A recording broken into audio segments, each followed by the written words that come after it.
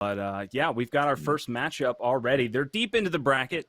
We're getting there towards the quarterfinals, but looking up at this match that we've got going on, it's going to be Brave Penguins versus the Forcible Finch. And looking at these rosters, we've got Billiams, Friendly Fire, Swap Outs, and Sin Mode on the side of Brave Penguins. Then we've got Sniper, Saint, Kaons, and Exclusive. What can you tell me about these guys? So for some of these players, it is that I've seen before. Saint TK, I'm trying to Saint TK and Sniper specifically were on previous teams in the past seasons.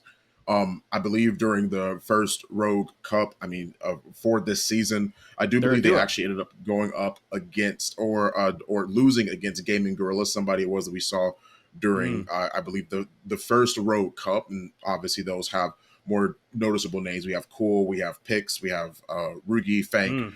Those are players it is that not only one of them for sure I definitely remember being in Paladin's pro scene. And I'm interested to see how, once again, like Saint TK, Sniper, both of these teams, I'm really trying to remember. I believe, I don't quite remember what team they were on, but I know that we have definitely seen them in the past. And it's something it is that I will be not necessarily more concerned about, but wary of, because these are definitely people who know what they're doing. Excellent. Excellent. That's what I like to hear. Let's check out the series and see what we can expect. On the strategy side, we've got game one, Windward, going into Faveless, and then Breach. It's going to be your typical Demo King demo. So what is going to be the approach for these teams going into Windward? Where their band's going to be? What can we expect? I mean, Windward's one of those maps where we see a lot of those roamers really sort of be prevalent. I mean, Lancer is somebody that I expect personally to end up being banned on this map. I expect to see maybe even a Dallas. I'm not sure if they are going to end up banning Dallas. I mean, it's a character that we saw frequently, and somebody that is that people feel like will be utilized a lot more. They may even end up picking the Dallas. I definitely imagine that Lancer will get banned here in Windward. If not Windward, I definitely could imagine seeing her being banned in the maps going forward. So for Favela's for sure, King of the Hill, and Breach if we do end up going to a game 3. But Windward's definitely one of those maps where she can get a lot of value off of making sure that she utilizes that quick and quiet as best as she can, getting in and getting out, playing a lot of those angles, and people just aren't ready for it. So I would definitely be a lot more concerned about that character. Maybe even an Anvil ban, from what it is that I know personally. Could also see him in the ban column. All right, well, let's check it out. Let's see what they do decide to pick. See these bans right away coming up. Runway, that was kind of my guess. Yeah. Judging from the matches that I've witnessed consistently, Runway has been a problem for many, many teams. The top teams know how to deal with her a little better. We don't see her banned as much. But then talk to me about this Ronin pick. I'm not sure about it. So the utilization of Ronin is, there was a buff it was that she received quite a while ago that really benefited her in the best way possible. She can't really be revealed or shown up on the mini map. So it allows her to pretty much play a lot of these different angles in a time where we've seen a lot of Dallas and we've seen a lot of these intel-based characters. It's something I would greatly be concerned about, and that makes sense to also see her in the ban column as well. I also agree with Runway too. I mean, she's great at making sure that you are cleared off of site. Having that gadget that replenishes a lot of your utility means that you're going to have to be concerned a lot about getting fleshed out and pushed away from site. Runway is great at doing that, and she provides so much great utility for her team. So both of these bans make sense. I am still a little bit surprised that we don't necessarily see the Lancer, so I do imagine that she gets picked here, personally, for me at least. Okay, and what can we expect from that Lancer?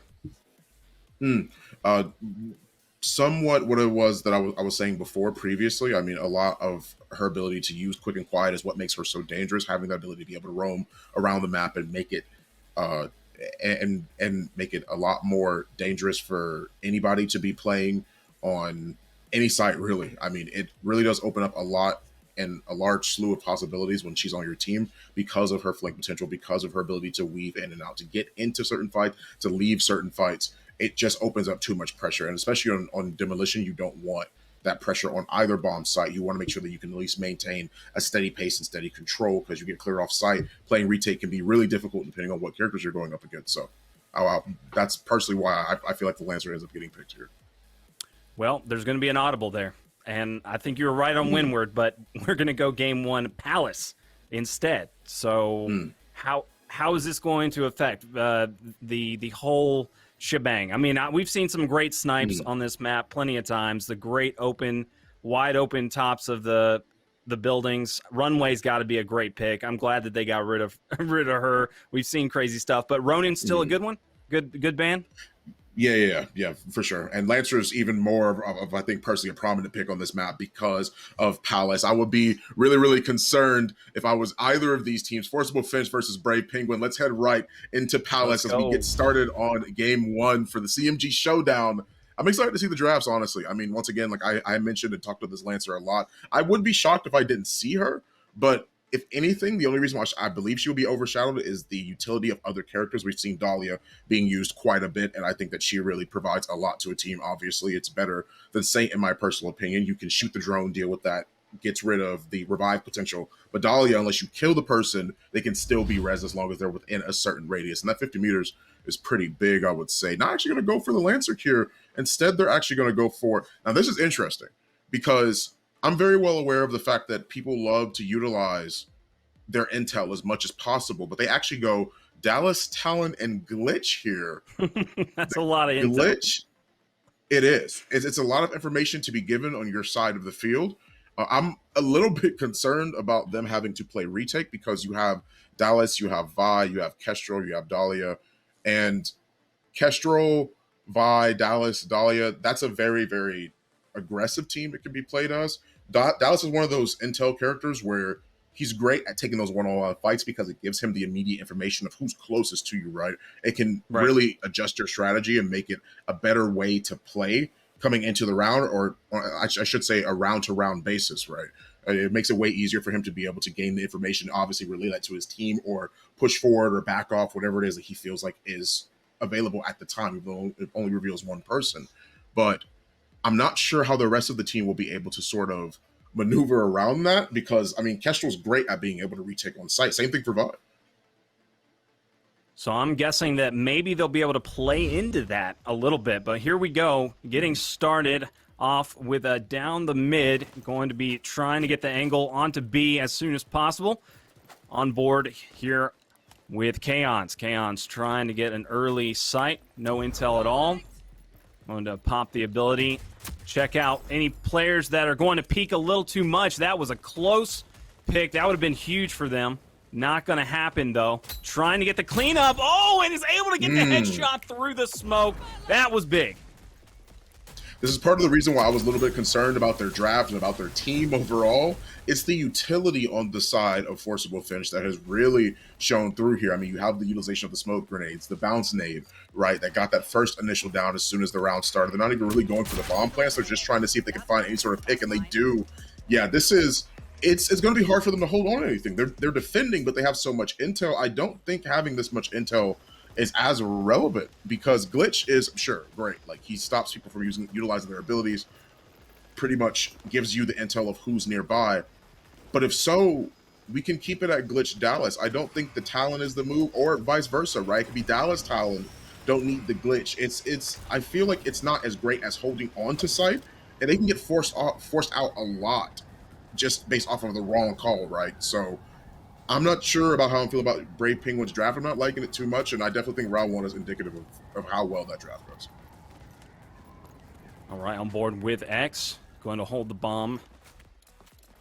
Going to try to make an early push once again. Trying to time up the nade. Good synchronization from the team so far. Saw a very good push last round, and here we go. Starting it off good. Almost gets a pick there. Sniper, he's able to pick up one. Saint gets another. Some good downs right off the bat, and a very good push onto the site. Swap outs in a tough spot here. He gets helped out, though. Perfect angle from Billiams. Going to be able to bait him out, but not going to be able to save his life. Does land a good headshot, but needs to back down.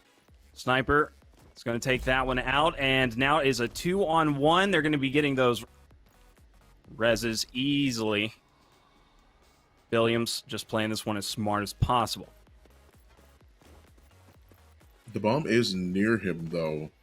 or at least near Forcible Finch, I believe. Sorry, the indicator was looking a little bit off for a second, but they are able to reclaim the bomb. I'm not sure why he was playing that close of a corner as soon as the round started, because there's no one in position to trade him in case something goes wrong, like it did, and then he ends up getting picked off. It makes that much harder. You have Forcible Finch that are covering each other. Like I said, there's a few people on this team that I recognize from the past. They may not have won any major events or any of the CMG showdowns, but they weren't an easy team to beat at all. And their communication, their drafting is clearly indicative of how well it is that they actually play. They just have to make sure that they actually get in, but that's the problem, is that they're having a lot of great pushes onto site. They're doing great at clearing off the enemy onto site.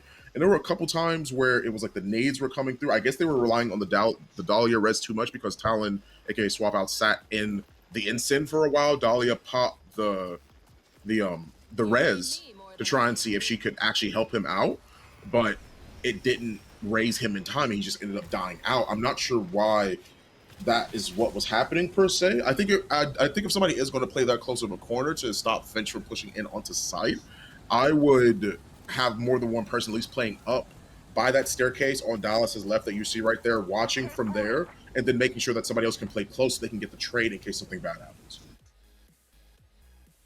All right, Sin Mode keeping the same spot we just witnessed Sniper being able to clutch that last round from. Getting some good 3 peaks here. Gonna just play this one slow right off the rip. Watching both points, and there we go. The move is coming out. Some shots laid down. Sin Mode has to get out of there, though. Notice it's a 2-on-1. Once again, just slowly getting down, trying to find the intel here. And they've got plenty of utility to make that happen, but nothing has been... They're not really the aggressors. They're really trying to let the other team play into that intel, and it just does not seem to be working out. Yeah, it seems like it's... Yeah, I'm not too sure. They get the bomb, plant it down as well. They don't actually rotate, I don't think, in time. I think there's still only 2 of them that are on site. They don't get the down on TK, and now they're once again having to worry about retake. However, they do get the res off this time. Dallas is back alive, but they aren't quite putting on the pressure like how you would expect, I would imagine. That's a great C4, though, to try and start things off. Good shots laid down by Glitch. He's forced back, though. He was too weak from the fire. He's going to get the good team shot. Good job by Soko. We've got a 1v3, and nice. There you have it. Going to be able to take the round. Got to watch out for the bomb, though, and they've got time. So, excellent job getting back into this one, and it looks like their plan might start turning around here a little bit. Yeah, it seems like for right now that they were actually able to get a great retake right there. I think Swap Out leading with leading with the C4 actually was a great opportunity. That was a great location for Glitch to be playing at. Obviously, watching to see if anyone crosses over, if anyone's watching, and it gives an easy flank like this that you saw. TK is worried about whoever's in the front, can't really pay attention to who's behind him, right? And I think that makes great awareness and good adaptation from Brave Penguins right here. All right, on with the Glitch. Going to be making the push down towards A. Trying to get a good angle up on the roof. Always got to get that high ground. We've got swap outs. Being as sneaky as possible on the bridge. Sokka. What does Sokka need to do right here with that Glitch? I think, well, right now he's doing a decent job at trying to see who's around him, right? He doesn't want to get jumped on by anyone. Right now, though, I'm not sure if it's a lack of communication, but it feels like there's always people dying before Brave Penguin actually have a good enough time to rotate. He's playing around in the back. He gets the trade on Kestrel. That's great. But now they know where he is. They may be able to get the Kestrel here. They got Talon down. And I think it is just becoming more and more of an issue. You're fighting a 3v1, and I think that the rotations aren't happening quick enough. I'm not sure if there's not enough communication going on or what's exactly happening, but it doesn't feel like they're as congruent with one another. They aren't really playing together because they really are coming in like one after the other. Like 2 of them die before anybody else does. I'm not sure if they're not backing off in time, if they're just failing to retake what it could be. But I definitely think that Brave Penguins has a great opportunity to be able to beat Forcible Finch. We saw how well they did during the third round, right? And I think that that is so important. You have to be able to keep your mindset positive and have a strong mental game if you want to try and see if you can fight back. Because right now it's 3-1 and it's not looking so great. Sniper playing his Dahlia extremely well. 5 assists, 2 revives, able to get some eliminations in there. X also having an incredible 4 rounds already with 6 downs. This team is doing exceptionally well on the side of Forcible Finch. But Brave Penguin are still in there. They're still hanging on to their plan. They know what they've got. They're going to try to adapt here. Sin Mode, going to see what he can do in here. He's got the October flavored color skins here. I like it. And going to move over to Billiams, see what Billiams can do. Try to line up some shots right across. X, once again, having an incredible time. All the shots from Billiams right onto Sniper. Huge pickups right there. You've got to say something about X right now. I mean, that's really one of the biggest kills in each round is that first one, and he just keeps getting that down over and over. He is looking amazing. Kaon's also, his eliminations are incredible, but the 7 downs from X really leading the charge most of the time, getting those pickups. Perfect accuracy right there from Williams. Good Lord. Yeah, I mean, overall, well played by both teams. It's just that I believe Glitch actually fell off the map in the very beginning of that round. Oh, no. that was a 3v4 coming into that site, because when they planted the bomb down, I'm like, where's Glitch? And I look up at the top, and he's already dead. So I didn't see the kill feed, so I'm like, either he failed on the zip line or he fell off the map somewhere, which once again is a mistake, happens to everyone, right? But I still think that it is a matter of them trying to make it onto this. Now this is perfect.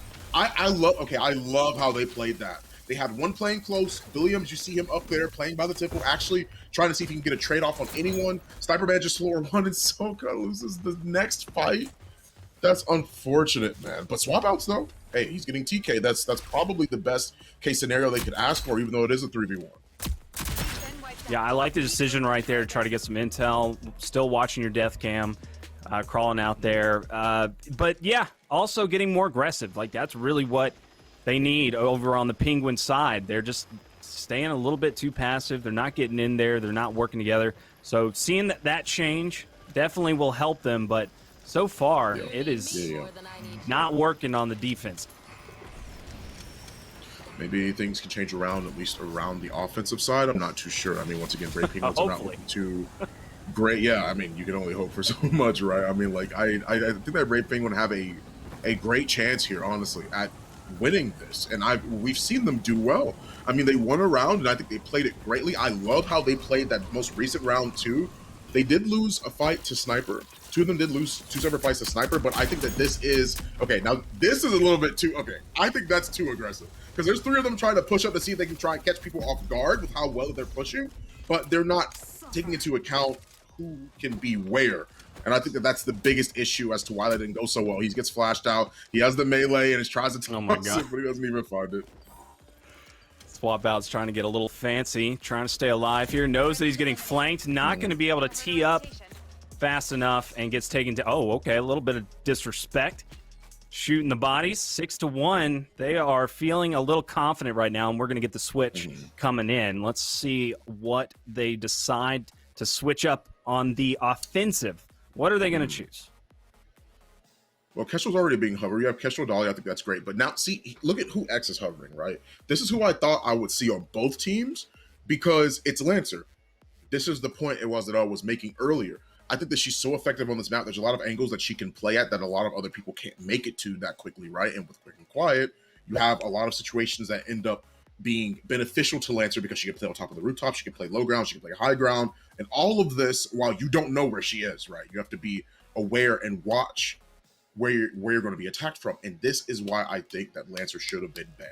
Is because I understand Runway, I understand Ronin. Ronan's really powerful. Runway is also really powerful. I don't necessarily disagree with the Runway ban, but I think that the Ronin, I think that this will really put a damper on Brave Penguins' offense, is this Lancer. Because if they aren't ready, if they aren't aware, they're going to get torn apart with this Lancer. I think that it's so it's terrifying. You have to be communicative and you have to be on top of everything if you're going to try and stop this Lancer. Well, let's see if the change can work. They've got to be the most amazing offensive team. 6-1 right now for Forcible Finch. Looking good. Going to see what this Lancer can do, though. What X is going to be able to... So far, X has been playing outstanding. You just saw the stats. He's at the top slays, top everything pretty much. Just really getting in there and making sure to get the first picks. A little bit more quiet this go-round, though. Playing it super sneaky, trying to make an opening happen, just waiting for the right call-outs. Knows that there's two over there. Not going to just throw any old random, waiting. Oh, my gosh. Almost landing it. That would have been exceptional. Sin mode, though. Have to be... Oh, man. Yeah, you have to be careful when you're crossing over there. I was wondering about a lot of different things. Like, one of the things that I was confused about was I think Brave Penguins have done a great job at making sure they've overtaken the site. It is a 1v2 right now, and they do obviously end up losing that fight. I think the numbers advantage is just too great. I mean, like, 1v2 isn't too bad, you know? Like, you could still clutch that out, but it's less likely, especially if they play together, is swing out. And I think they let them plant that bomb too easily. Also, I don't necessarily agree, personally, with X's usage of that quick and quiet. He got into position really well, but he burned his quick and quiet so early to the point to where, because he did that to try and rotate to see if he can help out his team, so that way Finch could play retake a little bit easier. But then he waited for a while to try and see if he could stop, like to see if he could actually get that Simtex off. And I don't think he should have used that ability that early. I think he should have probably held onto it a little bit longer. And I do agree with this being the case here, because he's using this to try and create space and he's playing more forward. However, beforehand, he was using it to rotate, and I don't necessarily agree with that. I think that this is a great usage of this ability, though. Yeah, get up in there. The shots are laid down. Both players are weak. He's going to put some shots in. Gets the first down. But that's going to be Sokka that's going to be able to get the first elimination. There we go. We're going to see X trying to take on two. That's not going to happen. And one is left. That's going to be the Dallas on Forcible Finch. He's trying to do the best he can, but he's on fire, and he goes down during the mirror match. Dallas on Dallas. And a little bit of a comeback. Yeah, that is once again a great round for Brave Penguin. I think they've really been waking up here, and this is why I was saying earlier. I mean, like, hopefully we can see something on the attacker side, just like how it was that you were also saying about how important it is to, well, not necessarily how important it is, but like hoping that they could actually do something on the attacker side, because we weren't quite seeing them do as well on defense. The attack is going great, however. I think they are playing this so well. They're playing together. They definitely know how to play on attack, and it is showing. It is showing, and they are doing so good with it. Yeah, playing together really well as a unit, and hopefully we can keep that going. Good spot for the nade. Almost takes down Saint there. Great angle on that one. Just lines it up perfectly. And now they are playing super aggressive. Love to see it. Wish they were playing this exact same way on defense. You know, you can easily do that. There's a possibility for it. They just weren't really working the angles quite the same way. They got a new perspective on life here, and they are taking it all the way. Sniper, though, he gets two. Oh, my gosh. Sniper is just on fire at the moment. Really doing an incredible job. Sin mode, though. We're going to watch him, see what he can do. Almost runs right into a nade. Gets the headshots all day on the Kaons. Gets the elim. Now it's a one-on-one mirror match. Let's see who is going to come out on top. Who's the better? Dallas. Headshots. Nice. Sniper barely gets away with that one. Fantastic win for him. And he is just... Wait till you see this. This is incredible. He is absolutely at the top. He has over 10 assists. He's a triple-double at the moment. Yeah, I think that this is... Sniper has been doing extremely well. Haven't really been seeing the impact from X on the Lancer as much as I would have assumed that Lancer would be able to make. But once again, I mean, like, I still think that he's doing a great job, because if it's one thing that Lancer's doing, she's always drawing eyes, right? Whether she actually gets the down or the kill or not, you have to be worried about her. You have to be proactively looking for her, and that's enough for some teams that we saw in previous CMG showdowns. it's enough for them to actually feel like they have to ban that Lancer. And it's something that a lot of people are really worried about. And I think that X is doing a great job at least creating that space, but he's not doing as effectively in terms of getting the kills or getting the picks or really being aggressive here on the Lancer. I still think that they're doing a great job, though, in terms of creating that space necessary. Once again, Sniper eats that grenade, trying to open it up with an easy pick on top of him, but he is going to just dip out and regain. Easy peasy. Stays alive and lives to fight another day. I'm really hoping that I get to see a quadruple double here. You know, it's been a long time since I've seen one. It's kind of rare when you're talking about the top teams playing against each other. And, you know, we always come in late into the bracket and the semifinals and the grand finals. But watching this round 3 matchup, when you're watching kind of a one-sided affair, 7-3, that's when these players do this kind of thing. And right now, Sniper just absolutely on a roll. Sin mode, though, he's going to get that first pick onto X. That's a big one to take out. A big heavy hitter taking down the Lancer first. What do you think, Fawn? I'm not sure why X was all the way back there by their spawn. In that situation, I didn't see much space that had ended up being created. I think this is great, though. Utilization of the smoke to obviously get in and plant the bomb. Now they have to be more concerned about the retake. X was super far back, as you can see on the replay on the right-hand side there, and he gets taken out. I'm not too sure I agree with that positioning. I think that he should have played a little bit more up personally, but right now, we're talking about a 2v4, and Finch have a huge issue ahead of them to try to play this retake. They crushed us. Fight harder next time. Great shots by Sin there. Just going to try to get the points. I mean, he was surrounded by the entire team. And once again, the comeback is happening. And that really comes down to, like, those little mistakes. You know, X is trying to make those big plays, trying to risk it to get the biscuit type deal. But, you know, that's what leads to these creepy, crawly getting back into the match. You get a little overconfident, and then you start to make those big plays thinking that you can just end it right there and then. But it's like, hey, no, you gotta play by the book here. Yeah, right now, things seem to be going in favor of Brave Penguin. I kind of want to see how they actually play this one here, because I'm actually curious. Yeah, I noticed that they weren't all going around the same way as before. I think they're trying to rotate out. They may have utilized that smoke, yeah, and I think that Forcible Finch have caught on to that. I absolutely 110% believe that they use that smoke to try and bait them over to B, and then you immediately start seeing them running over to A. I loved how that was played, and they get a beautiful bomb plant down as well on the side of Brave Penguins. Oh, good, and Sin. 12 HP, gonna just chill. Wait a second. Good job just being a little bit patient there. And then gets the perfect team shot in. Good job by Saint. Gonna get that down. And the Elim comes in 3-on-4 with the bomb down. This is a big moment.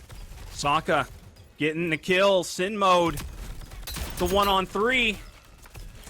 Sniper. Oh. He almost wins that one, but then he gets taken down. Oh my gosh. It had to be popped. Had to be popped. Yeah. I mean, Sniper's just on a roll. Here we are once again, 7-5. Brave Penguin are looking amazing with his comeback here, utilizing the drones to try and take that fight instead of actually trading. I love the utilization of those drones right there, honestly, just to try. And instead of putting himself in harm's way, just making sure that he continues to peak. I think that it's one of the biggest things that I saw there was that they did a great job of getting the first kill and trying to retake site, but I think they pushed a little bit too aggressively. I'm not too sure how they're utilizing their utility. If anything, I feel like the utility should be used to try and force them out and away from these certain corners.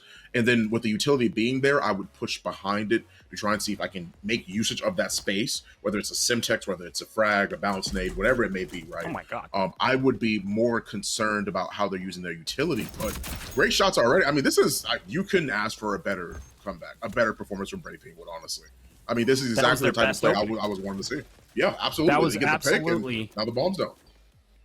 Yeah, this is perfect. This is their best round we've seen so far. Fantastic. They learned from the past 3 rounds exactly what those players were going to do, and they made them pay for it. Here we go. Easy peasy. And they are one round away from tying this one up. This has gotten a lot more exciting than I was expecting. Yeah, Finch are on the back foot here. I mean, they're struggling to try and close out this last round. They've been on 7 for several rounds now and have not been able to get that one last point they needed to move on. And now here Brave Penguin are away from tying things up from a multi-point deficit. I mean, we were talking about going into a half 6-1, and now here we are 7-6. They've only won 1 during the second half on the defense here. And I think that makes it a little bit harder to try and handle on the side of Forcible Finch. They have to wake up now, though, because this is the last thing I would want is for them to go even 7-7. Remember, this is for money. This is for the top 8. They're playing, there's a little bit more pressure on this match than there is the previous matches. So they're getting on up there. They're starting to feel it. So there's going to be these mistakes being made. And like you said, these players aren't necessarily winners yet. So they don't have their nerves quite as disciplined as they should be. But look at this. Saint going to get a nice flank. And we see X coming up behind 2 of them. Going to be able to get some great shots onto both, downs them, and that is going to do it. 3 dead for Penguin. Last alive goes down, and that's it for Finch taking game number 1.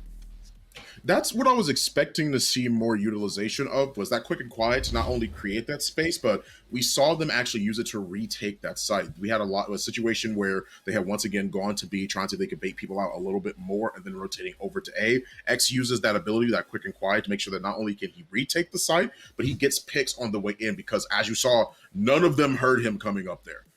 He got 2 downs because none of them looked in that general direction. That's the power of quick and quiet. That's why we see people utilize Lancer so often on this map. I mean, this is like something that we see consistently, something it is that I genuinely enjoyed watching, and I'm glad they were able to close out that last game, because Brave Penguins, they were hot on their heels. They are looking great coming into this next game. Yeah, you tried to warn them, and that ultimately worked very well. Let's go back and look and see some highlights from game number 1, see exactly what went right here. Excellent opening play there by Kaons.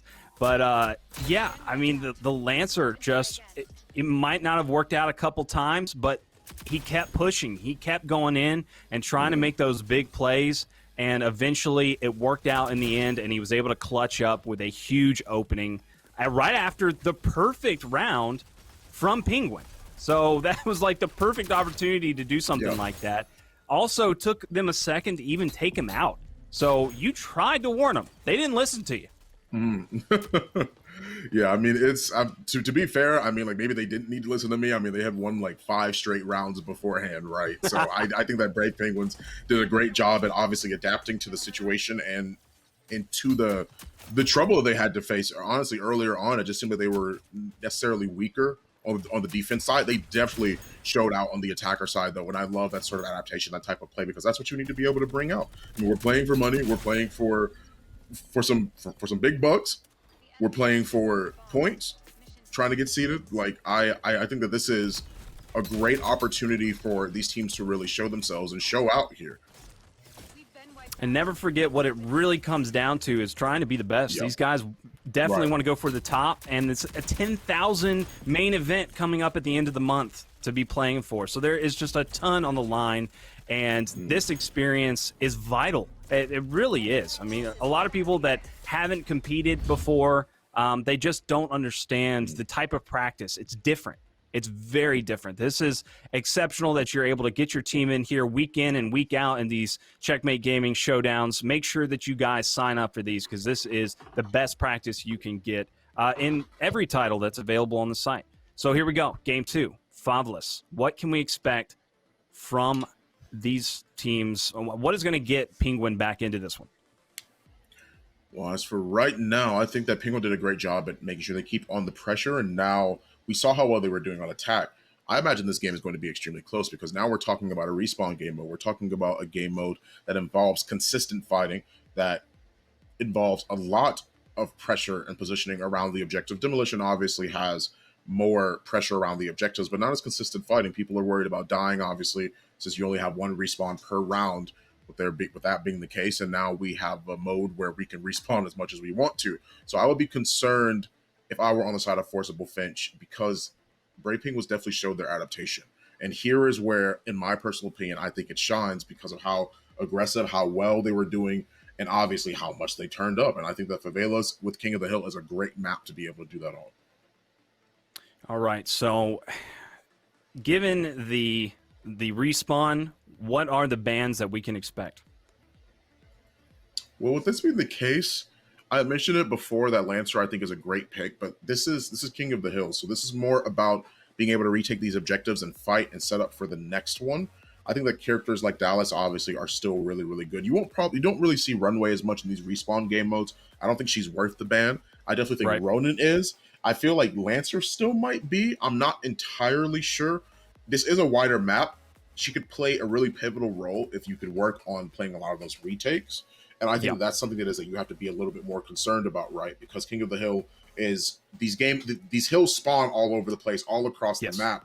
But a well-timed retake can really change the difference in terms of the point lead, the differential. I'm personally thinking the Ronin. I'm personally thinking the Lancer. Maybe even Scorch. Scorch is a great character to pick on a respawn game. All right, let's see who they choose here. Looking at these bans, they're ready to go. But I like what you said about Lancer, but it doesn't look like they're too worried about Lancer once again. I do agree with you, though. Like, getting some of those early rotations with a Lancer and just totally being, no audio whatsoever, being able to just sneak your way into an early take, I think that would be huge. But the Vi and the Scorch, you did say Scorch, but what's up with the Vi? The Vi makes a lot of sense too, because I think that she's great also on respawn game modes. We're talking about a character that's great at fleshing out sight, meaning that you can't sit there. Some of these sites you have to be more concerned about on the favelas because they're more wider sites. It's hard to deal with. But we're talking about in the enclosed areas. We're talking about garage. We're talking about big garage. We're talking about mechanics. We're talking about a lot of these different places that are more enclosed. Vi does great at a lot of those areas because she's great at fleshing people off of the site, fleshing people away from that objective, and she's a great retake character. Scorch, a lot of the same. She's going to win a lot of these duels. She can play just as aggressive because of her ability. Both of these characters' abilities are great at respawn game modes and great at retaking the objective, which is exactly what you need on King of the Hill. And Scorch's passive, being able to just walk in there on top of some incense. I mean, get that extra bit of time. That's going to be huge. Exactly, yeah. And looking at these picks here, we've got Dima, Lancer. We got the Lancer coming in on both sides. We got the mirror match Lancer, exactly what you expected there. Kestrel, Dallas. Oh, what can we expect from each of these teams? So I definitely think that seeing it on the left side, I feel like swap out Soka, Billiams. I think that they have characters that are great and not only retaking site, but characters that are good at making sure that they're consistently fighting. They're always in there, right? And Dallas obviously provides a lot of that dueling pressure because of his intel, not necessarily because of his ability to be able to damage people, right? I mean, Lancer doesn't have that ability to damage people either, but we still see her getting great usage out of that. And I think that on their side, on the side of the Brave Penguins, I think their draft is actually really, really good. I'm a little bit concerned about the Dima, though. I think the cooldown, even though that we are refreshing cooldowns in terms of King of the Hill, like you can gain it back within that same round, within that same duration. I am a little bit concerned about the Dima because I feel like it might be a little bit too much and overall a tall order to try and take away from them. However, on the side of Forcible Finch, I think that their draft is a little bit better. I think that Ronin knife really does a lot more. Dima, you have a great opportunity to react to. A well-placed Merv launcher, though, could really wreak havoc and chaos. But I think having the Ronin and the Kestrel make this a lot easier because Dallas can't really keep tabs on that Ronin, right? Well, we have a big opportunity in front of both of these teams right now. This is game number 2 of round number 3, but there aren't any huge heavy hitters at the end of this bracket. So this is going to allow a much easier road for these squads. Billiams going to get that first pick. Great shots by Sin Mode and some good headshots, but that nade across the map. Good Lord. Soka goes down, but look at this. Beautiful positioning. Going to be able to get that easy points and an easy cleanup as well. No problemo. X is going to take some damage, rolls out. Get the heck out of there. This is one of the harder sides to start on, is the side that we're seeing Forcible Finch start on, because everyone always tosses nades and they will always make it there just as you're rounding that corner right. I believe that in order to actually start out that round and try and make it a little bit more effective, a little bit easier for those of you that are wondering, I think that you need to stall and wait things out a little bit more if you're playing on King of the Hill in a situation like that, because you don't want to get those nades and everything really thrown at you. And I think that is where it really starts tearing them apart, and why Brave Penguin have yet to give up their momentum. We have Williams pretty much rotating to each and every site. We see him pushing up now, and now we have the rest of the team sort of funneling in to take control over this objective. Sokka with a beautiful aggressive play, able to get that elimination and able to get a huge amount of damage put down on a sniper, then gets the easy read, finishes him off, and then rotates early to the new hill. I love this play out of Sokka. He's doing a great job. He's got 3 in front. He's going to keep them inevitably back. Billiams is going to come up behind, get some picks, and here comes 2 more right up the mid. And that is going to be actually 3, make that 4. They're ready to pop, just jump in there.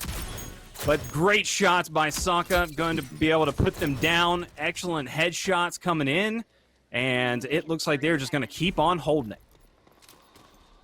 Yeah, they have had a really tough time struggling to try and actually play this retake here. I think that they're just sort of getting outpaced during this round. I think the momentum is too much in the court of Brave Penguin here. For both of these first 2 points, they've really been struggling at trying to retake and play better on the side of Forcible Finch, because Brave Penguin have been doing so well at setting up for one objective and then the next one and the next one. This is the first time where we've seen Forcible Finch actually have control over the site for the first time. We've seen them come in after and manage to play retake, but this is the first time we've actually seen them really hold on to it. They gave up a lot of time to be able to do that, though, so that might end up biting them. We'll have to see, but I believe they really had to do that. It was a necessity, a necessary evil. X going to stay on board with him. He's just 3P in this one, seeing what he can get, and here we go. Williams is going to pop up, almost gets taken down, jumps up and immediately gets shut down. Sniper also going to get that down, and here we go, a little rotation out of the Lancer.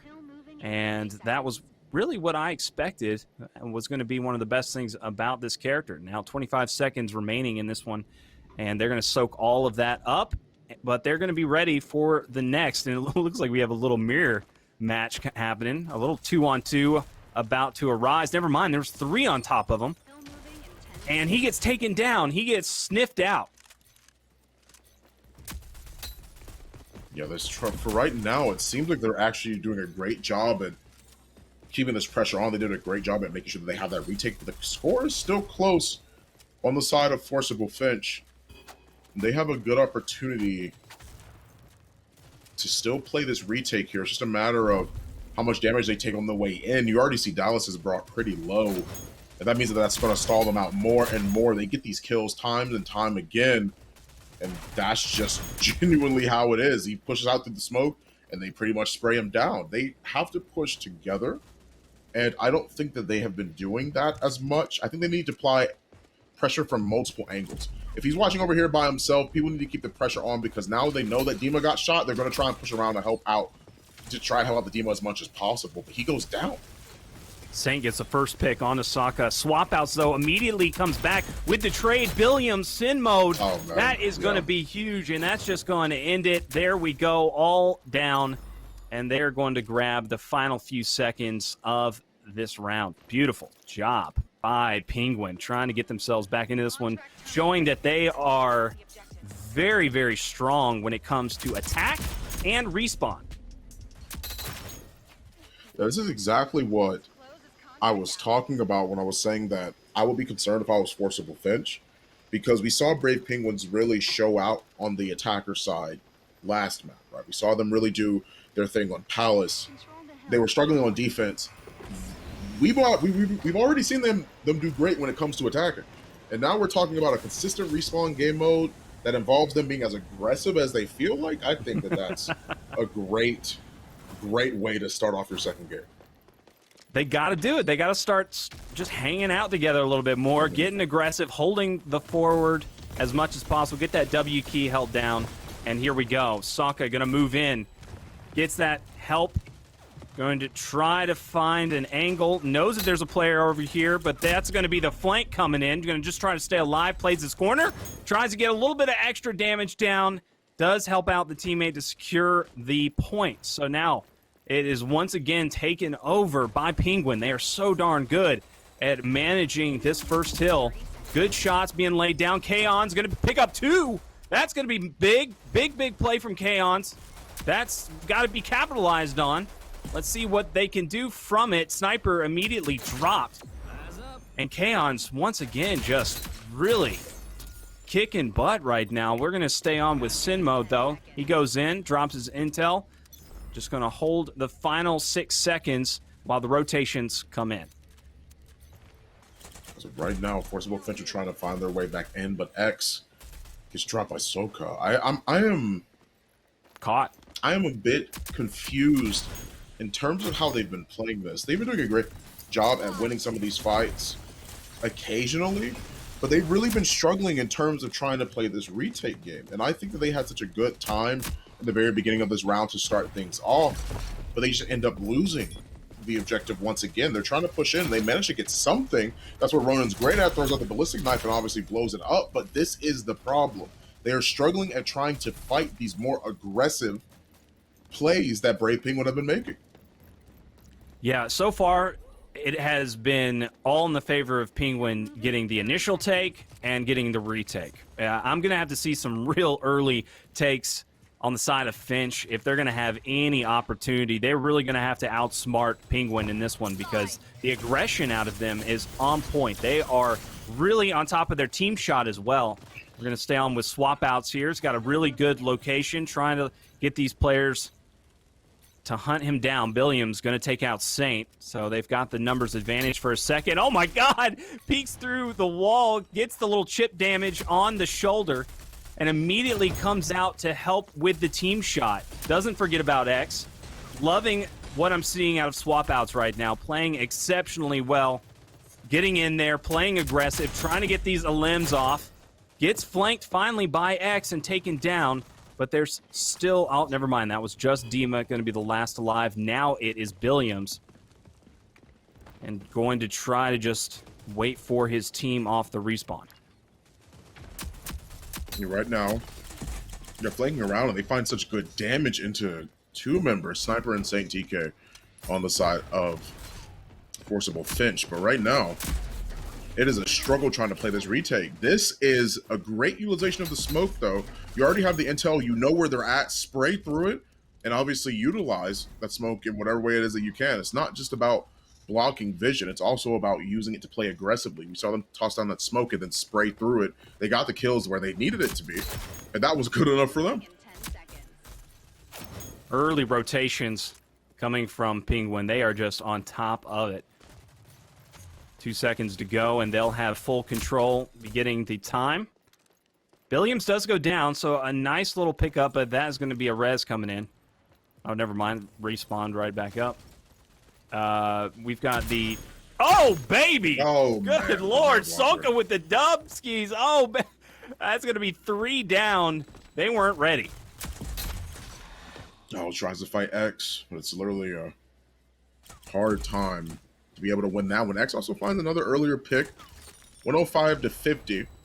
If X can make it on the site, oh, he gets down by the Simtex. Tries to run on and push right on past it. It's not looking too great for them right now. They managed to get Kaons as well. I mean, this is, I mean, Brave Penguins. I mean, what else can you say, right? We saw them do so well with the attack last game on Palace, and now here they are doing what they do best, attacking consistently. For Finch's sake, I'm hoping that this is just Penguin's map because they are dominant. They are outplaying them every corner of this game. This is not going to be enough time in this hill to be able to win, so they are going to have to rotate one more time here. But Penguin have looked so darn good. Can't imagine that they're going to let this one slip. Sinmo does go down. It looks like we had a suicide. Kaons takes himself down. And the sudden death is in here. We're going to have the fight till the end from Finch. See if they can clutch up. And they're going to get some great downs here. The retake has got to come in. They've got 3 strong on point. And right now, Kaons and X are the last 2 remaining. Try and hold on to this while reinforcements are on the way. Kaons is brought down extremely low too, but didn't actually notice heard that they were above him, but didn't quite respond in time. X gets another kill as well as downing Billiams. Wait a minute. Hold on. Wait a minute. This is looking a lot more dangerous as time passes on. It seems like they were able to at least try and play the retake, but I don't know if they knew how many people were actually on site because they actually played extremely passively. They used the Sin to try and flush people out away from those corners, but he gets another down. This is not looking good. They only need like 21 more seconds. This is it. This fight right there. Unless Dima comes in and just clears them out, that is probably going to do it here. Oh my gosh, it is coming down to the wire. Oh, big old pick, Soka and Billiams, yeah, and the victory coming out. Oh my gosh, that was incredible. What an ending. Fun. That wasn't wow. That was insanely close. Yeah, I mean, that was crazy. They were really pushing it there. I mean, like that is about as close as you could ever want to get. Like you might not even want to get that close. That's too stressful. I wouldn't be able to handle that. That's way too stressful for me. I mean, shoot, that's what some of those boys play for. It's like they just want that one moment. They might even try to get that moment. They might even just like let them have it. But I don't imagine they did, because that was just, they had the fight in them. Let's see exactly what was going on that game. Let's see some highlights, because, man, I mean, it looked so one-sided, but then we got down to the wire towards the end. I mean, this was just a flawless game being played out of Penguin, and it almost looked like they weren't able to close it out towards the end of that second round. I love this play. This was beautiful out of Saka.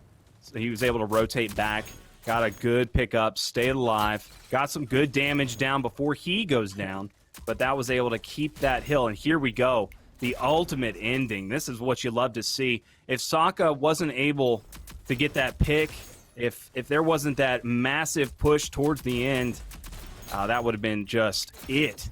And who knows what could have happened in the next rounds. That was a very exciting ending to that game.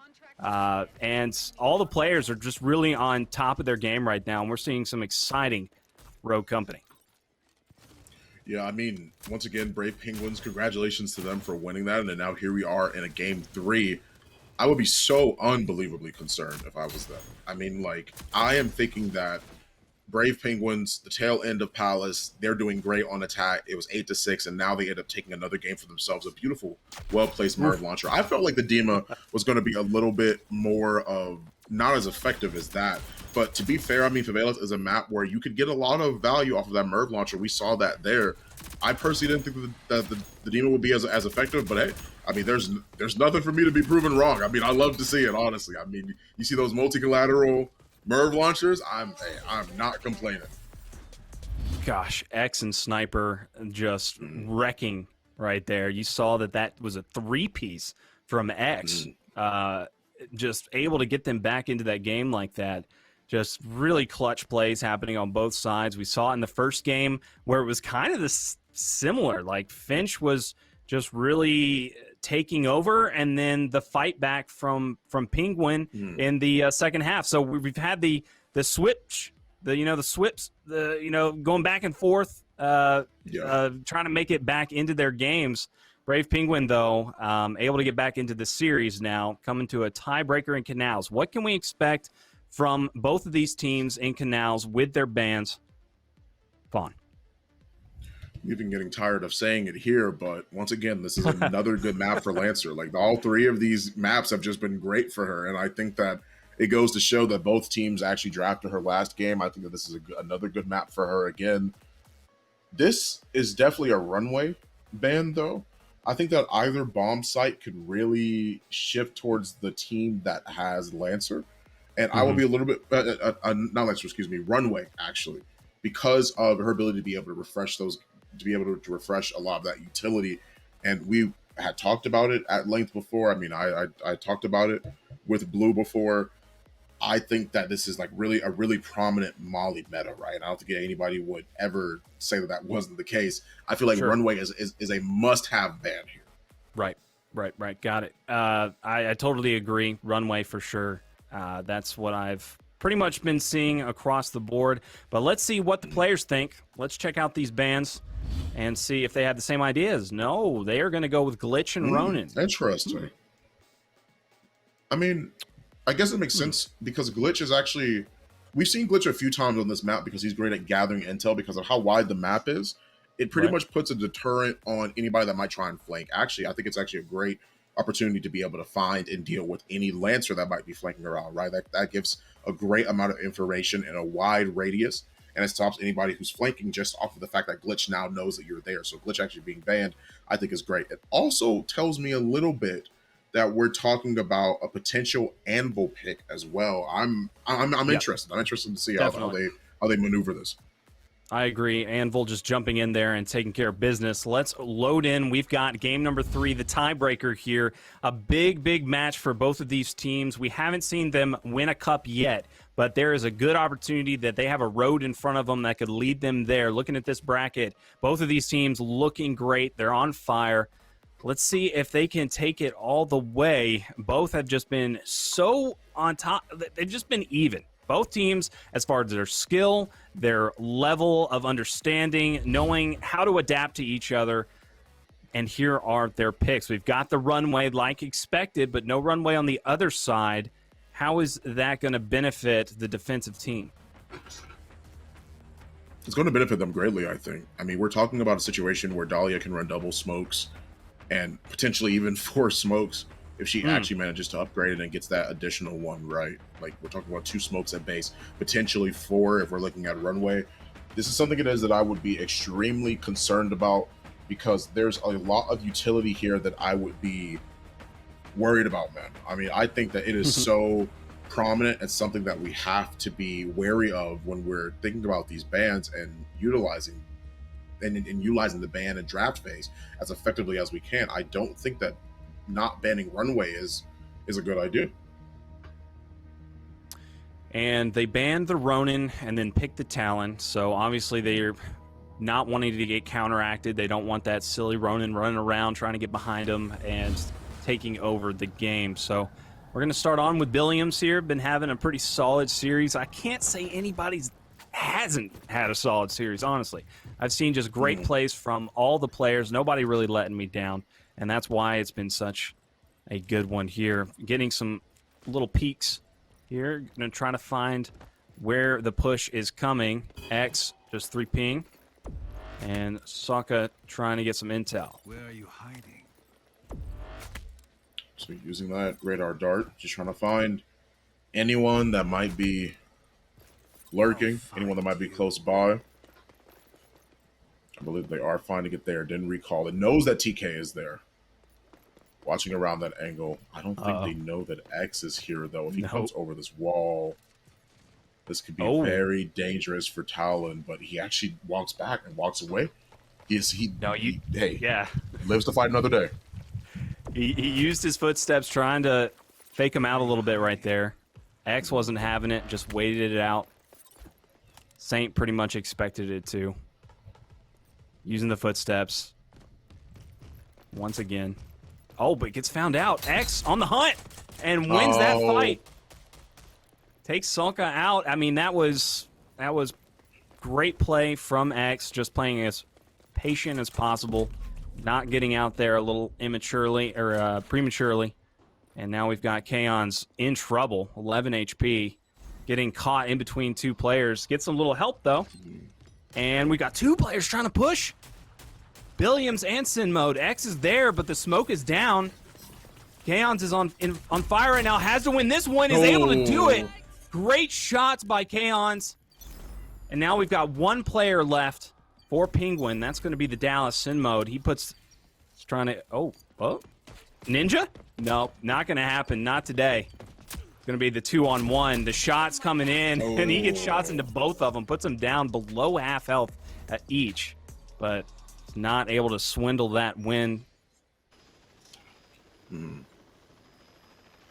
I think that is a great start for Forcible Finch. X pushing up right there when he knows that Sokka is playing around that radar dart, when he knows that Talon is playing around his gadget to try and see if he can search for anyone, find anyone lurking. And I think that is an example of when you rely on it a little bit too much. Because we saw him tossing it out a lot, obviously trying to get that intel, but we also saw him, once he had the information, not leaving it there, right? Like, he would toss it out and then toss it back and just keep swapping where he was having the radar dart. And I don't think that was necessarily a good idea, because it gave X time to push up, because he's hearing him run around and really do a lot of that. But great shot from swap outs. Great opening pick. Going to try to get that elim off. Not able to do so.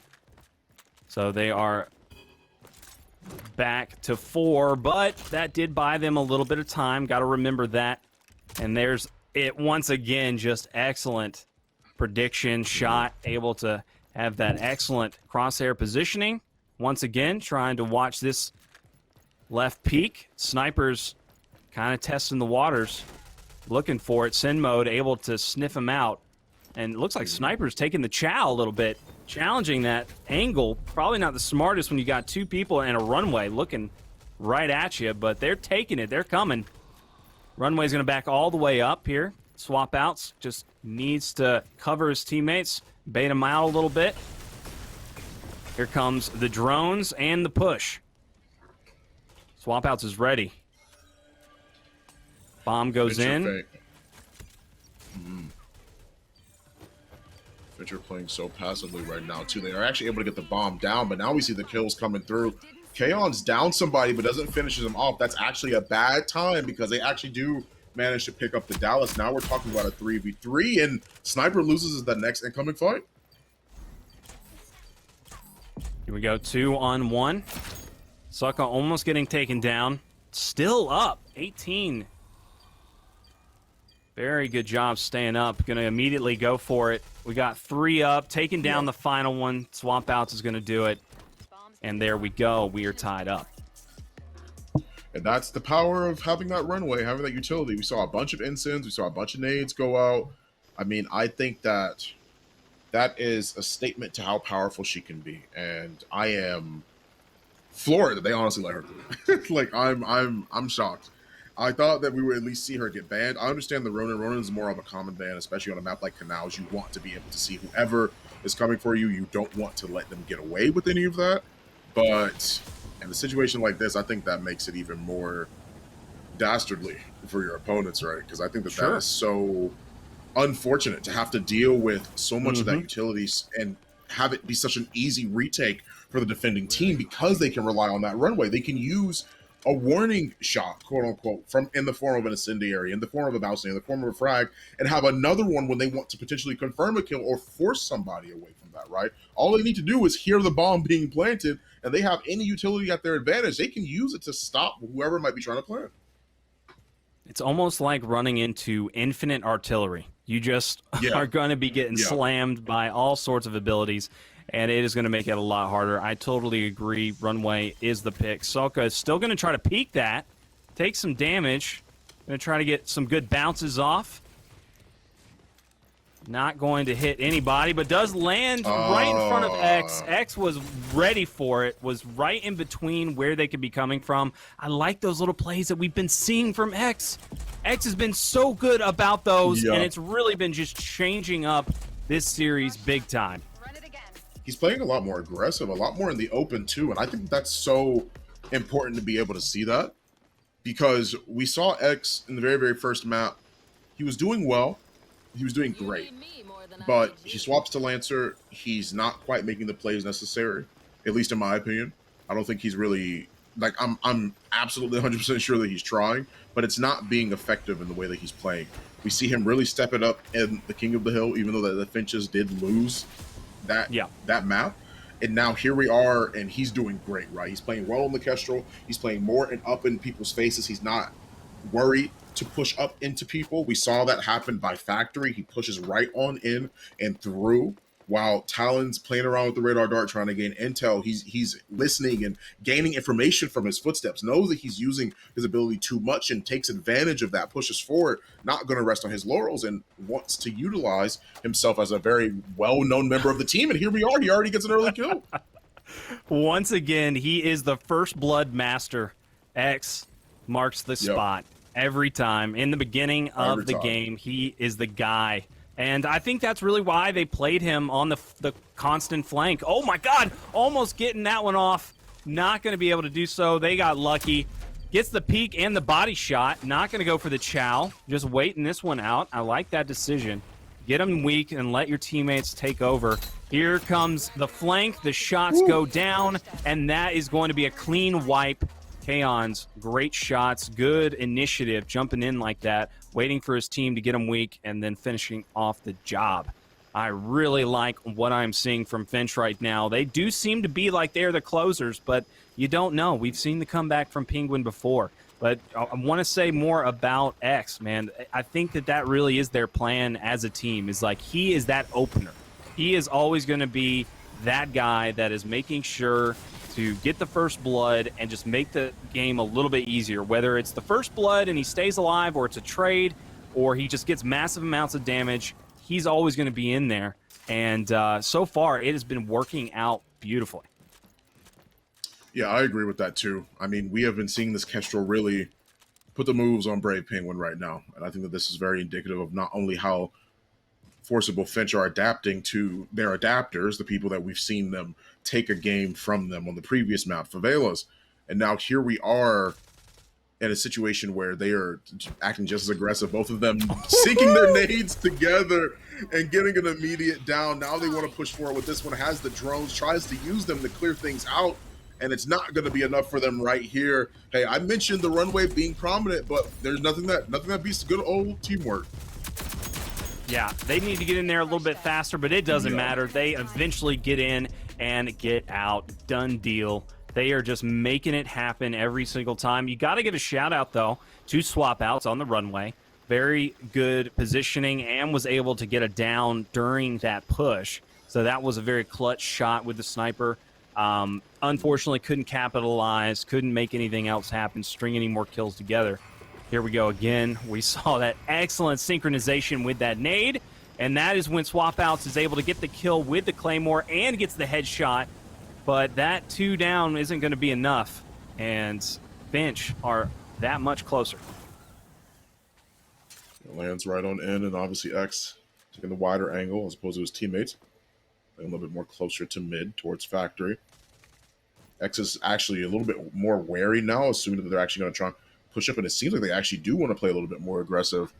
They have the intel clearly, which is why X is not moving up past that point. He's not trying to push. He's not trying to overextend, and they're playing a little bit more carefully. So they're trying to actually rotate off with that information. And I wonder how X is actually going to play this. He might actually try and go around. Williams, though, is still playing in the far back in case someone does push in like X, and I'm not sure if he'll be ready for that if it comes down to a fight. Swap Outs does hit some big ones last round, but missed a crucial one in this one.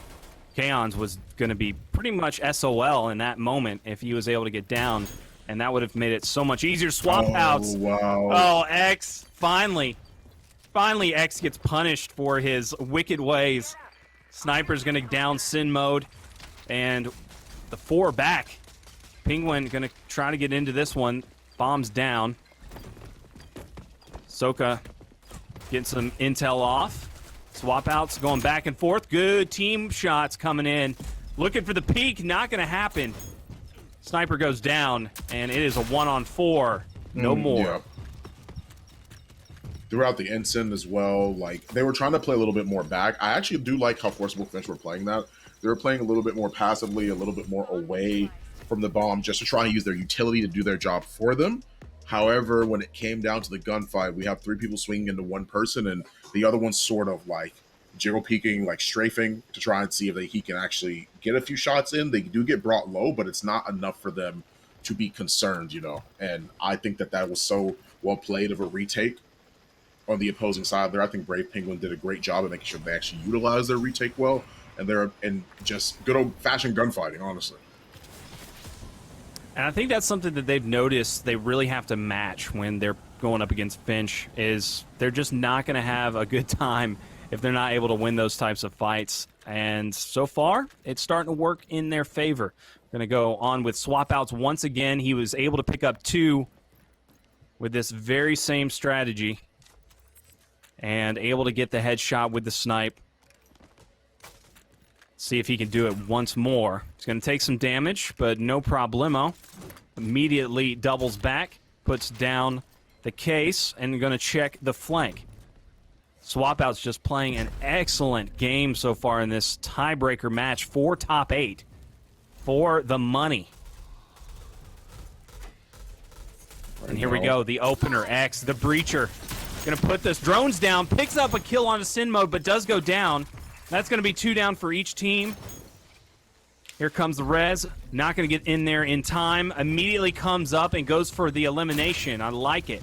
Swap Outs takes down X, one of the strongest members from Finch. This is going to be great for them.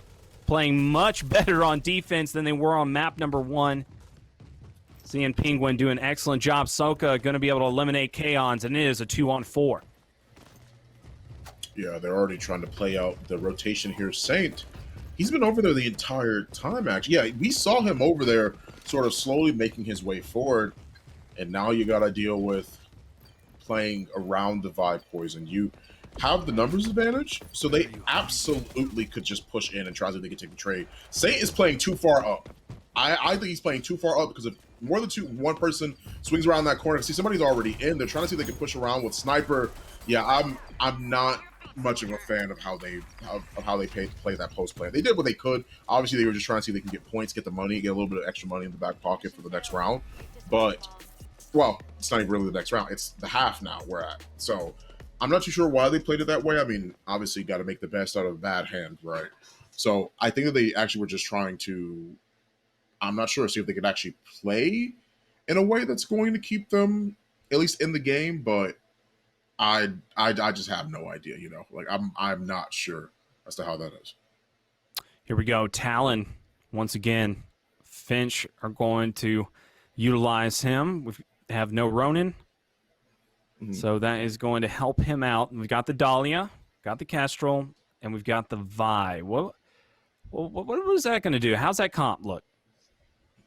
So I think that, once again, Talon is important to have, I think, on attack or defense, just this map in general, because I think he does such a good job at providing intel in such a wide radius, same way how Glitch does, right? But just a little bit more effective, and it's not just like a one-time thing, because of the fact that Glitch's intel is based off of where he is, where Talon's intel is based off of where he tosses that dart, right? So it means that he has a wider range of being able to check and see where people are. I think that it's an okay draft. And part of the reason why I say that is because I feel like there needs to be a little bit more in terms of them actually dueling people. Neither of these teams, I think, have anything that involves them holding onto site extremely well. And I think we're going to see Forcible Finch have the same issue that Brave Penguin did in the very first game, where they didn't have any way to sort of slow them down from getting on the site. Vi is their only way. And if she dies early, gets a pick, or can't toss out her poison, it becomes that much harder for them to play retake. X doing his thing, trying to make a little sneaky play, always pushing it, always trying to get around and just create chaos. He is the disruptor. He is the opener. He's going to try to make something happen. See what X can do. I haven't seen that pumpkin skin yet. How long has that skin been in the game? I have really. Has been recently. I mean, like it's. I don't remember seeing it the last time it was that I was commentating the CMG showdown. I'm pretty sure that must be recently because of the Halloween. Huh. Well, I love it. Halloween's Eve. Big fan. Yeah, I do too. I'm a big fan of it too. Honestly, Halloween costumes are always some of the sickest. They do. Excellent job. Look at this. Always making it hard. Man. He's going to put that player down weak, and that's going to be the cleanup. Oh, never mind. No cleanup for him. So the damage he was able to put in does not result in any elimination. Very, very unfortunate, because he was able to get that first down once again. Always X just being extremely reliable in that case. And now the little rotation here. Soka trying to get one down, but he's going to get caught out. Saint with the pistol shots onto him. And there we go. Oh, that's going to be a huge bait. Wow. Saint with the play. Swap outs, though. Going to get the down onto Sniper. It's the 1-on-1. And here we go. Billiams putting it down. And here comes the revive. And revive on both sides. Okay, so we're going to have a 2-on-2. Let's see if they can clutch up. It's going to be 2-on-1. Billiams, it's all you, buddy. But the numbers advantage might be too much. Yeah, I think the numbers advantage was too much for him to have to deal with. Forcible Finch, they're going to take another round out of their pocket, 5-3 here. Yeah, you have to be an absolute just god in that moment, hitting all dinks. Just dink, dink, dink. Yeah, roll, you really have to and then hit another dink.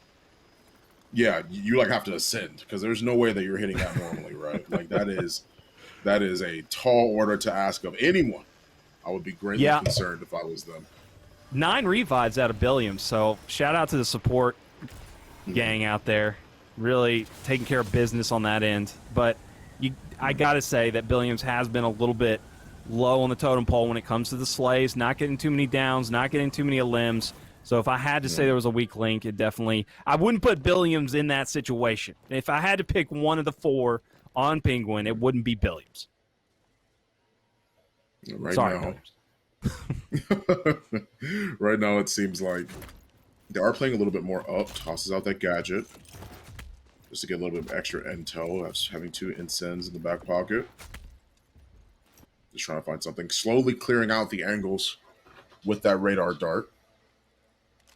This is part of the reason why they banned that Ronin. They don't want to, once again, they want to keep tabs on everyone and make sure that they have that opportunity. And here they are, utilizing that Talon gadget as frequently as they can. Cooking up the nade, tries to toss it out. And he does manage to hit someone for 40. They might actually be able to plant the bomb here, I think. He gets forced out from the vibe poison, but Saint TK goes down.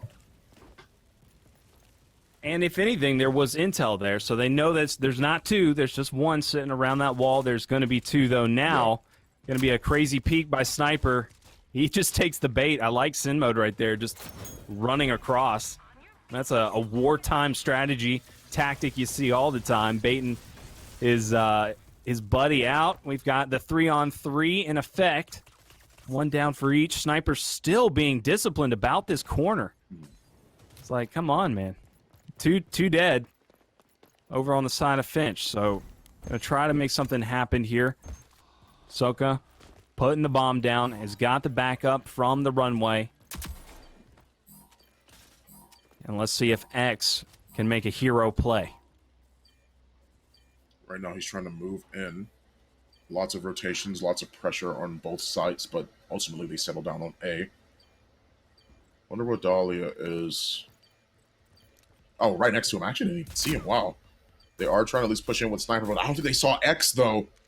They didn't. He's coming around the corner. He's trying to maneuver, but he's not quite able to find that. K30 finds good damage, but they have to push together if they want to do anything. Tries to pre-fire around the corner, but doesn't quite find it. Sniper goes down and Runway tries to drop, but X still loses the round there. Both of them tried their best. Sniper, X tried to work together, but it's not enough. They go down 5-4. Smart plays around both teams, just being able to rotate, being able to meet each other where they needed, putting the bomb down, just playing their numbers game, and forcing X into an impossible situation. So no matter how much or how well you're playing at any given night, it is not going to be able to beat a team that is more prepared and ready and playing like that. So both sides, incredible plays. It's coming down to this, 5-4, and we're getting to the end, and it is just, it is so even. Both these teams are just incredible.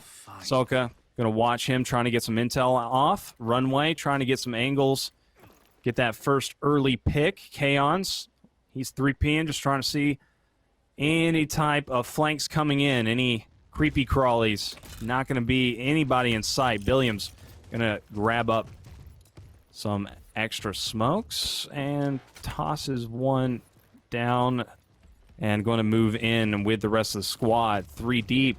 Oh, never mind. Yep, just waiting for the Soka to get some intel.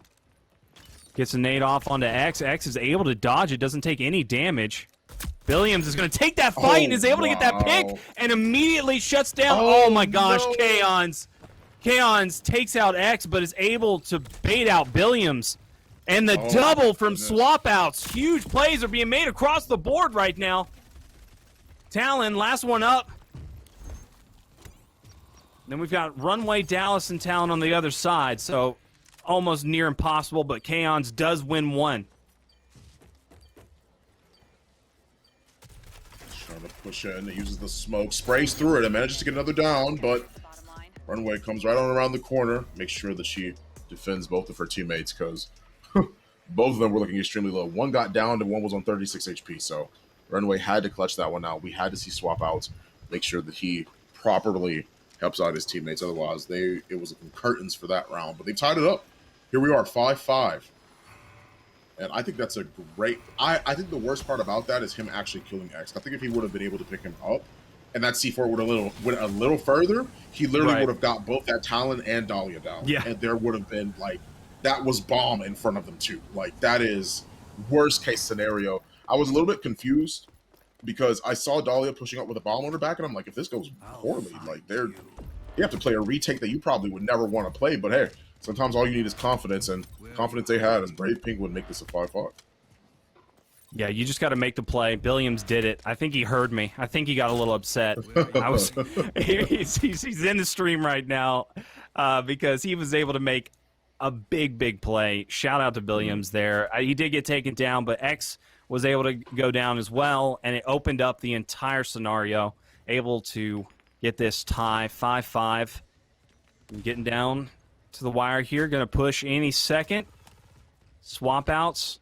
Just waiting for an angle here. Sim mode is still getting taken down health. They're just poking him. And here we go. We're getting the call-outs coming in, the communication, deciding where to push. No intel from Swap Out. Swap Out still doesn't know where these players are going to be coming from. It's going to be a very cautious push onto this site here, and now it's going to be a interesting push from the right side. Sniper is just playing it so darn well. Not giving up any type of peeking. Swap outs wants it so bad, it's not going to happen. Sniper playing this one so slow and smart. X going to get the opening kill with the grenade. Drones coming in. Not going to land any damage. Kaons, though, he gets his down. So that was going to be 2 for half a second. Billiams gets cleaned up. And then Kaons all over the feed, everywhere, killing the whole team, and is able to pick that one up. Good Lord, Kaons, what did you just do? Yeah, that is that's crazy. I mean, getting the downs it is that he needs, using the C4. I believe he got another down and then ended up. Yeah, I believe he got a down on Sim and then blew up the C4, and then obviously it just took care of that, right? He was the last remaining member there. And Kaons with 13 downs, X with 4. Sorry, not 4, 14.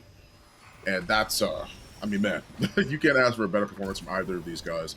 Obviously, TK is giving them the ability to be able to hold on to site a lot longer. He's being able to allow them to be able to play a little bit more defensively. That vibe poison, that cluster poison is no joke whatsoever. And I think Vi does a great job at utilizing that. I think TK is doing a great job on that. And of course, Dahlia goes without saying, right? I mean, having a free res as long as you're near the person you're linked to, I think that's a great job on everyone on their team right now. Forcible Finch not trying to make this easy for Brave Penguins. Kaons is feeling it. You can tell he just runs right in there, waiting on the stairs, trying to get the 3P off, wants to take those chows because he knows he's going to win them. And that's really the energy I like to see. This guy's still just making sure to hold down the line. He's got X on the prowl. We know what happens when that's he's in there. He's going, and they're going to just wait it out. Any moment now, X is going to say, hey, guys, I've got shots in all of them. Peek now. Billiams, though, opens it up with Saint. Going to knock him. Sniper, though, is able to pick one up on Ahsoka. Good shots from Sin Mode. He's going to take down Kaons. Gets another one. That's going to be Sniper, but he goes down. And it's going to be Billiams. That's going to help tie it up. Person then end up getting cooked as well. I mean, that Ensign was well-timed, well-placed, and well done on the side of Brave Penguin. Sin did a great job, and not only utilizing his utility, but taking advantage of a situation where somebody was downed and just trying to force everyone into that corner. Rounded them up, tossed out the ensign, and made it that much more of a problem. It forced the remaining members to obviously walk back behind that crate right there, and as you see, he just takes him out. That's already 3 down. X gets him down, but Williams is there to make sure that he cleans up. 6 for 6 right now. As once again, this is a very, very close match. These demo matches have been very one-sided when it comes to Brave Penguin on defense. It's been looking a greater and greater divide, and now every time it comes back to attack, it is just a problem for Forcible Finch. Finch and Penguin, so darn close. Both rosters are just playing their hearts out. Even the player that I was saying was the weak link has started to come up big here in the final few rounds of this matchup. Once again, this is for top 8. Going to be playing in the quarterfinals next. And it is for the qualifying points and some cash. $600 for first, so don't forget. $400, sorry, $400. Swap out makes the jump, and that's going to be some intel for Kaons. And now, oh, he's going to miss the next 2. That would have been good if he had known. Oh, he's going to be able to pick up Billiams, so he knows that there's at least 2 making their way through mid. He's going to try to get the jump on him. Doesn't see anybody. All right, so you're just going to be jumping out of the way here. Kaons trying to get that nade off. Not going to happen. Saint opening it up. X gets 1. That's going to be 2 limbs. Swap out, though. Is able to take out Kaon, so that's going to be big. Good dinks coming in from X. X narrowly escapes that. Going to be able to pop. And that is going to be a rotation. I don't think they have any time, though. Each player is playing for $50 guaranteed, by the way. We're out of time. Yeah, they don't have any time. Yeah, that was unfortunate. Man. They bought time. I mean, through the being able to hit those shots and making sure to keep them off the point. You know, opening up, they forced them into a very, very bad spot. Like, they had to take that battle. And had they probably would have won it. Honestly, Fawn, I think they could have easily taken that. Yeah, I agree with that too, honestly. I mean, I definitely think but that's the only problem, though, right? Is that when this is what people get reminded of, like, almost every single time, right? Whether you're playing in ranked, or you're playing at, like, a high level here. It's great to be able to get kills. The bomb is the definitive end-all, be-all, right? You plant the bomb, you make it blow up. The round's already over, no matter how many people they have left. That is what is most important. Here's my issue, is the fact that that bomb got down so early, and now we see that, like, they have to, like, play scramble to try and get it right. It's all about playing around that bomb. You can, of course, you can be aggressive. Of course, you can get those kills when necessary, but you don't have that bomb. It's as irrelevant as can be, right? And that means that they have to play now at the pace of the opposing side, depending on where that bomb is. But what a great trade on either side. Yeah, both just being able to nail the explosives down. Kaon's getting the kill. Soka takes down X. Gotta give it to him. Being able to take out one of the heaviest hitters on the other team, that's always going to set you up for success. Swap outs, great placement out of him as well, taking down his kills. And now it is a 3-on-2. Watch where Kaon's trying to get some intel. Looking down mid. Swap outs. It's got some smoke in front of them. They're just waiting this one out, trying to get the push. They know the rotation's coming in, and now it is going to be a big fight to win, but they are at a numbers disadvantage. Very difficult to retake this one. Here we go. Going to make the moves coming in. One player is taken down. Both players are down. Super weak. Oh, if he had hit that one, that would have been massive, but isn't able to do it. And the last player, Kaon's, not going to be able to clean up any of it. And we are down to the final round. Fawn, it has come to this. Here we are, man. Here we are. 7-7. Outs. Can Brave Penguin do this, man? I mean, like, they have been showing it up, but now it's about a matter if they can close it out.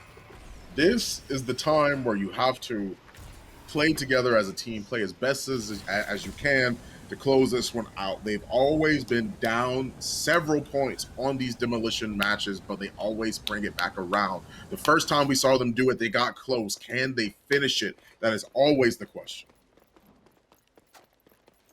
I just can't believe how good swap outs. I mean, don't give swap outs a runway. I mean, both sides playing incredible. 27 eliminations, just out of this world, with the most downs on his team. I think the most downs in the game. Like, good lord. Just playing fantastic. Kaon's once again trying to get some intel in mid. X gonna try to wrap around, make something happen here, get some good team shot off. Looks like Billiams, oh my god, was so close to getting picked there. Cannot be the opening pick. You don't want to be the opening pick, Saint. Goes down. Swap outs once again clutching up here with a down and a elim with his runway. Runway just clearing off the board here. And now this is a huge live. You have got to stay up. You get that first pick. Sniper, though, he's going to take down Billiams. That evens things up a little bit, but Swap Outs once again is going to get the snipes. Good lord, Swap Out. He is having a game. X going to go on the flank here. It is his time to shine. 1v3. It is up to him. He's going to get the first shots off. He's going to get that pick. That is crucial, and they're backing down. They don't want any of it. Sin mode. He's backing off, gets the elim, and it is a 2-on-1. This is where legends are made. Not going to happen, though. Swap Outs. Swap Outs is outplaying everybody. I can't wait to see those stats. Good lord. Oh, my God. I think he had like 30 eliminations. 30. Yeah, I mean, it's not only is that absolutely crazy to think about, but we're also talking about a situation where I was going to freak out if X actually managed to win that, because I loved how he did that. He used the drones to mask him running to try and rotate to help his team. That was probably one of that is extremely smart to actually utilize it in that way. He tossed out the drones, obviously, to force whoever was watching him away from the corner, so that way they can't push out and swing him when he runs away. Since they're worried about the drones, they also have to back off and afford that space, which also means they can't hear because they're exploding. Kestrel literally runs all the way around behind. If his teammate would have just lived a little bit longer, that could have went so well in their way, man. I mean, I think that was such a good play from him. It just didn't end up being executed well enough. They made such a smart decision of getting the heck out of Dodge. There was 3 of them, but then X was turned up. He was ready for it. Let's go into those replays. Let's watch the entire series from the get-go. This was an action-packed matchup. This bout was fantastic. We don't see too many round 3s. Usually are going right into the quarters. We watched as many as we can, semis, and then the grands. But this round 3 was just beautiful. This is the kind of action we're missing out on. We're going to have to check out these round 3s a little bit more often. This is just fantastic games. I like this finesse from Swap Outs early on in the match. You could already tell this man was trying to risk it. And he just came up big. He really had to get into the swing of things, though. He really didn't start off hot. It was only once they gave him that runway in game 3 where he was allowed to take over. But in the earlier games, it was really Sniper, it was X that were really showing off and showing out. But then once we got into game 2 is where it just kind of switched up. This game 1, though, man, X was all over the place. He had the most downs. He was really being super aggressive. We saw it on defense. He was kind of shut down a little bit, but he was able to clutch it out and take game number 1. But this game number 2, though, Penguin, just it was incredible that, first of all, they were so dominant, and it was almost a perfect game where they almost won by 100 seconds. But then the comeback happened from Finch, and it just got a little scary. They could have closed it out right there and then if it hadn't been for that huge opening kills that we had seen from Penguin to win out the game. This was incredible as well. I think it was actually the exact same play, just a little bit to the right and back, that won them the game. Exactly what we just witnessed. Yeah, I am extremely floored and crazy to even think about it in any sort of way as to how Brave Penguin have been able to fight back and really turn things around for themselves, right? I'm impressed, honestly, like completely floored by all of this, right? I think it is such a crazy opportunity for them to really benefit themselves in whatever way is actually possible. Swap Out doing great on this runway, so much util they have to worry about. And I think that makes it so much harder to try and play not only retake of a site, but also even plant the bomb, right? They hear that bomb being planted at once, here comes one nade, right? But now you have to worry about trying to plant the bomb again, and then here comes another one potentially. Or even if you try and step up, they have plenty of smokes. They can utilize the Dahlia smokes. They can utilize anything it is that they feel like to actually try and play that retake a lot easier, clear out angles that way, or they can just do this and play some good old-fashioned teamwork with some gunfights and everything, push things together, do everything together. I think that is not only the signs and markings of a great team, but one that has really adapted to a game that I did not think was going to go this well in their way. You performed 2 great comebacks, and the game here was close all throughout.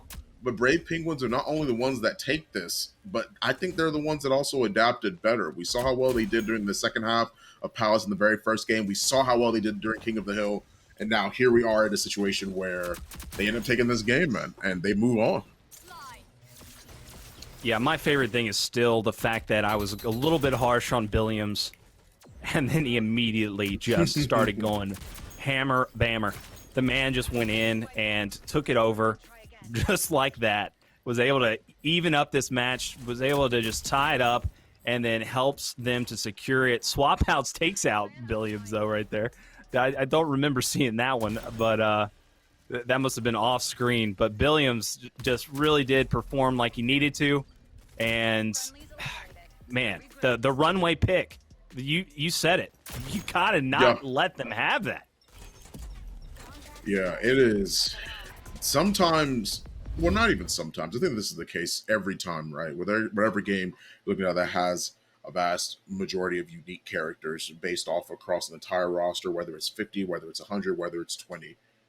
Games can be won or lost based entirely off of the draft. And I think that them having that runway really was a big show right there. I think that is a great opportunity to be able to see and witness that.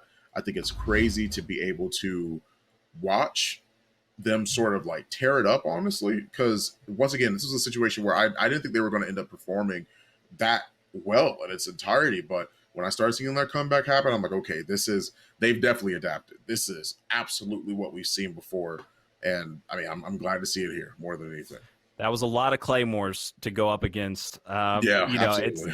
it's especially when you got a player like X who's trying to, be a little rat and jump around the corners and try to get in there, and that is really where they shine. That team was so strong because of X. So when you got those claymores taking him out like that on big plays that could have ultimately gone in their favor had he not gotten taken down by a claymore, there you go. It just ultimately helped their chances significantly, and that's what really upped the stats for swap outs.